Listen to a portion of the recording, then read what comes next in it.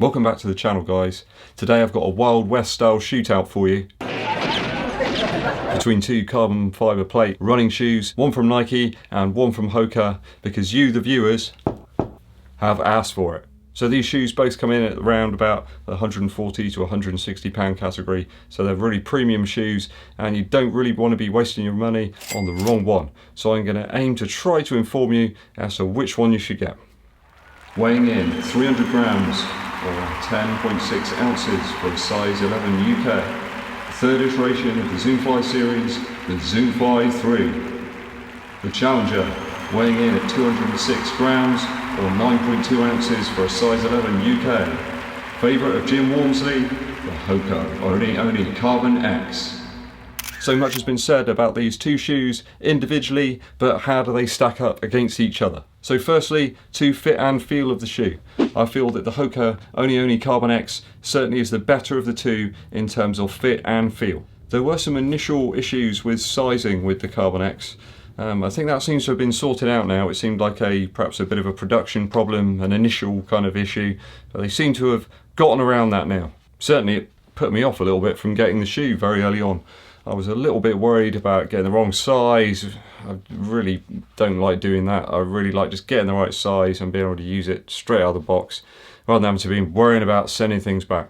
A number of viewers of the channel and other runners have noted some problems with the sizing in the Zoomfly 3. It does seem to vary somewhat. People seem to have real problems getting the right size for the shoe.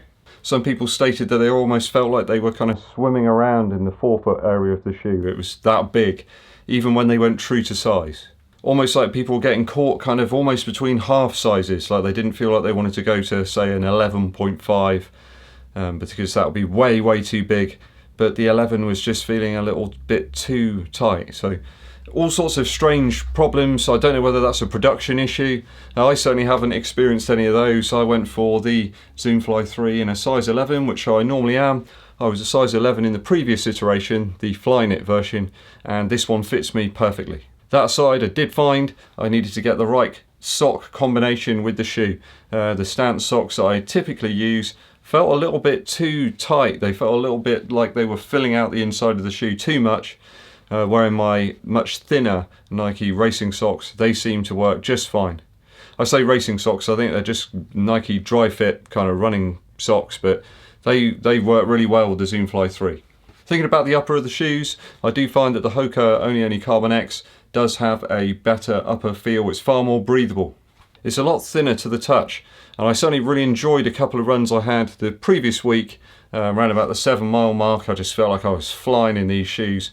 I selected a nice flat kind of area to undertake a tempo run, and I really, really enjoyed the whole run. The responsive nature of the shoe was great. I had no issues whatsoever with the upper. The Zoomfly 3 does have that Vaporweave material that's on the Nike Vaporfly Next Percent, but it just doesn't feel the same to me. I don't know whether it's to do with the extra mesh that's underneath the Vaporweave and that neoprene style section here around the ankle area, but it just feels totally different in terms of the on-foot feel. I don't find it as breathable or anywhere near as breathable really as the Next Percent. I think it's all that extra kind of material that's underneath the Vaporweave on the Zoomfly 3. It gives a very different feel. Both of these shoes seem to get really bashed by some reviewers by being very difficult to get on. I haven't really experienced that too much. I can appreciate if you're not loosening off the laces, you're leaving the laces tied up on your shoes. Why would anybody do that? Why? It really makes me feel uneasy thinking that people might leave their shoe laces done up on their running shoes. Really need to work on that. They're not bad people. I don't think you're bad. I just think, please, can you just loosen the laces up? Please, people, loosen those laces. I think of the two shoes, the Hoka Only Carbon X is a little easier to get on. You've got this pull tab kind of thing here. That kind of works okay. But it just feels a lot easier to get on. I always loosen the laces off in my shoes so I can put them on, get the lock just right. I think that's an important thing to do with both of these. I don't see that you'll run into any problems if you do that. The neoprene section on the Zoomfly 3 needs a little bit of kind of working to kind of get into the shoe. It kind of feels, as I've said before, a little bit like a wetsuit kind of feel. Once you're in there and you've locked down, there's no issues there. So a bit of a myth. Ignore all of that. It's just really easy to get these shoes on as long as you untie the laces. So that mesh upper on the Hoka Carbon X is really, really breathable. It's really light, really nice to the touch, very soft. I felt that extra material really in the upper of the Zoomfly 3 just makes it a much warmer shoe. It's quite a warm shoe on foot. Neither of these shoes has a conventional heel cup in place. There's a very, very loose, there's something there in the back of the Zoomfly 3, but there's not a lot to it at all. The Carbon X has this kind of stitched on area here to help provide some stability and some structure to the heel cup area.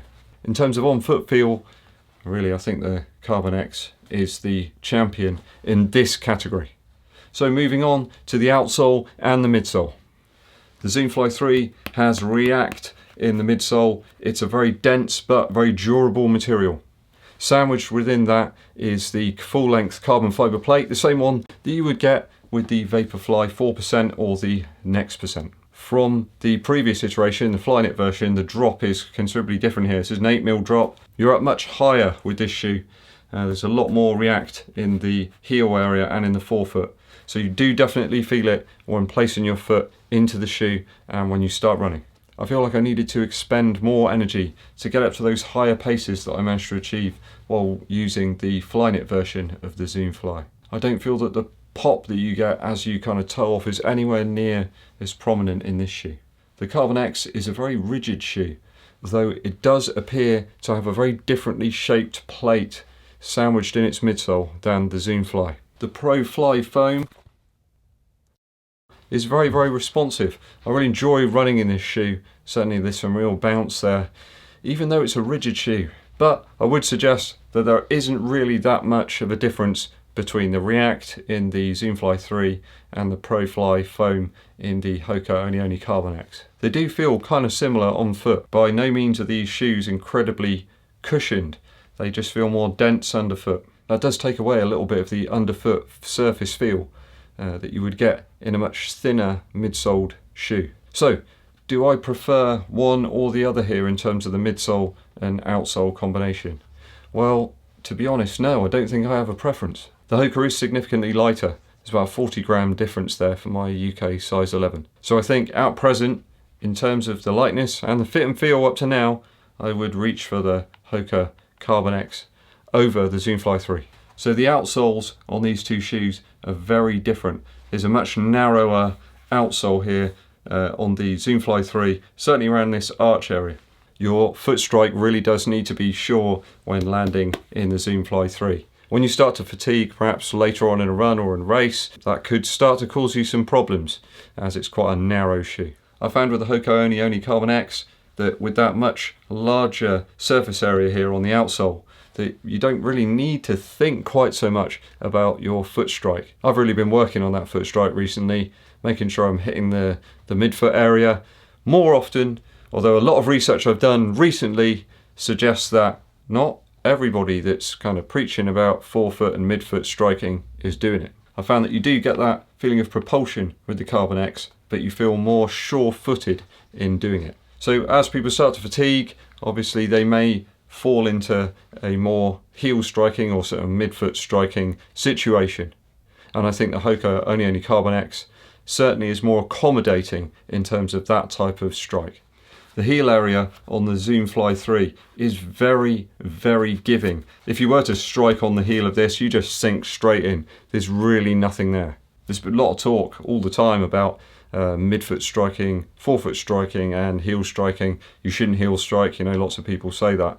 So I wanted to go out and look in terms of scientific research that's been done. So I found some info on a website called outsideonline.com. There's some data there which covered about 70 male marathon runners, and what they did was they kind of analysed the foot strike of those marathon runners as the race progressed. They found that about 47 of those 70 marathon runners, so that's about 67% of them, in that fourth quarter of that marathon race were heel striking. About 30% of them were midfoot striking, and only 3% of the 70 runners were striking on the forefoot. The female runners had very similar statistics and data, and they found that the top 4 finishers all were heel striking during pretty much all sections of the marathon. I was kind of blown away when I read all of this. I thought, what, is this real? Is this true? I know it's only 70 people that they surveyed, but it still says something. I did read that Nike, during the development of the Vaporfly 4%,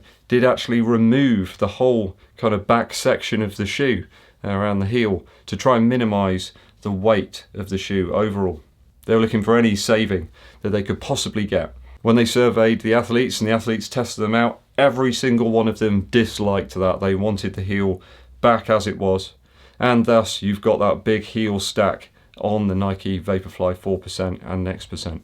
So that heel area, it is important in terms of distance racing, and I feel that the Zoom Fly, it's not really going to provide any sort of support there. It just literally, your foot will sink straight into that heel area, and I can't feel that it's going to help your strike whatsoever.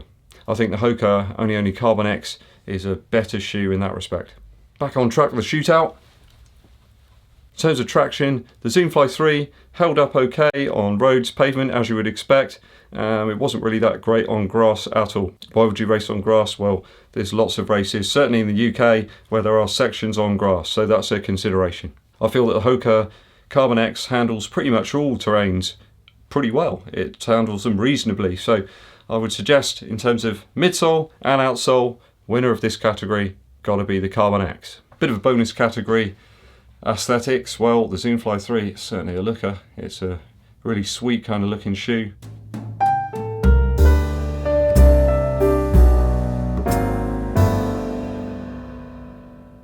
But gotta say that in terms of aesthetics, I think that this thing is wonderful. I just love the kind of the shape. I love the colours. I love the simplicity. This one for me is the winner. Hey, the looks of the shoe don't make you run any faster though, do they? So in terms of price and value, both shoes are obviously premium priced. £140 for the Zoom Fly 3 and about £160 for the Hoka Carbon X. Both these shoes aimed at distance racing, and both of them are aimed at higher paces. So there's about £20 difference between the two. Which one do I feel is better in terms of value? Well, I can see myself racking up at least over 300 miles on both of these shoes. They are showing very few signs of wear and tear. React foam certainly very durable, and as proven with my experiences in the Zoom Fly Flyknit, I could feel this shoe is going to go on for miles and miles yet before I have to retire it. The Pro Fly foam within the Hoka Carbon X, well, we don't know quite so much about that, but certainly initial signs are that it's going to go on, and I don't see either of the shoes wearing out in terms of the outsole anytime soon. But in terms of value, I've got to go with my experience here. I'm going to say that the Zoom Fly 3 probably presents the slightly better value at present. Though, if you're able to find some type of discount code to bring the Carbon X down, maybe £10–20, I would go with that. So in terms of distance training and racing at significant pace, which of these two shoes would I recommend? I would suggest look for a 10% discount and try and get the Carbon X. So in terms of positive points for the Hoka Carbon X, it's a significantly lighter shoe. I feel that it's a bit more versatile than the Zoom Fly 3. It's going to handle those slightly slower paces better. The Zoom Fly 3 certainly set out as a fast-paced shoe. I think this could do more for a wider range of runners in terms of their pace ability. It's certainly very comfortable, has a really wonderful feeling on foot. Aesthetically it's great. There's good lock over the forefoot here, very simple lacing system, but it works, and it's not so narrow in that midsole. There's a bit more surface area there, and it certainly feels more stable when your foot strikes the ground. Okay, I hope this video has been really useful to you guys if you're considering purchasing one of these shoes. Certainly I'm enjoying both of them, but I feel the real winner of today's battle is the Hoka Carbon X. I'd be very appreciative if you consider subscribing to the channel. I've reviewed all sorts of different shoes, talked about lots of different running related matters. Please go and check out some of those past videos. Hit the bell for notifications so you're aware of when new videos are launched. Please comment down below about which of these two shoes you feel presents the best option for distance running at pace. My name's EDDBUD, and I'll be seeing you.